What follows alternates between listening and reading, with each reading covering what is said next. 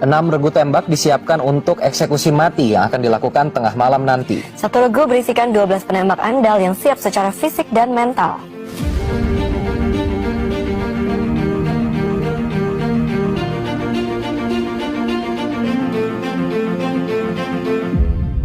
Pada hari ini, sebuah berita yang mencekam melanda seluruh masyarakat Indonesia khususnya Subang.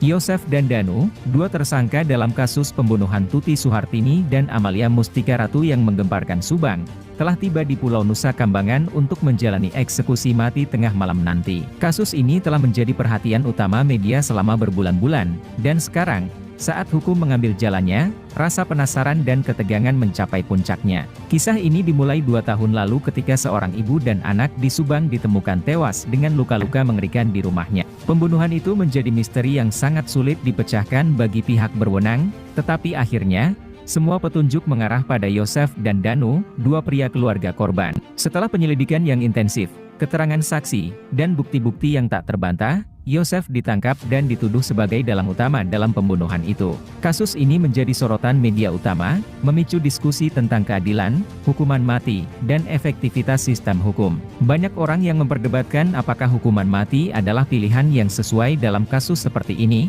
sementara yang lain mendukung keputusan pengadilan yang keras untuk menghukum pelaku pembunuhan dengan hukuman paling berat. Kedatangan Yosef dan Danu di Pulau Nusa Kambangan untuk dieksekusi mati telah memicu protes dan demonstrasi di berbagai wilayah. Keluarga dan teman-teman mereka terlihat sangat emosional, sambil berharap ada keajaiban yang bisa mengubah nasib kedua tersangka.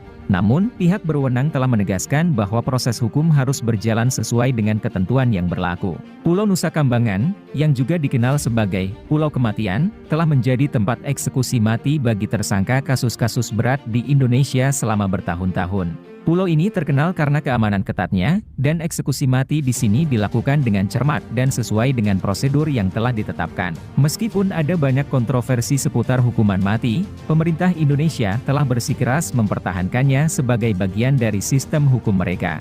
Tengah malam nanti, Yosef dan Danu akan menjalani hukuman mati. Eksekusi mati selalu menuai kontroversi dan perdebatan di seluruh dunia, dengan sebagian orang mendukungnya sebagai bentuk hukuman yang pantas bagi para pelaku kejahatan berat, sementara yang lain menentangnya dengan tegas, menganggapnya sebagai pelanggaran hak asasi manusia.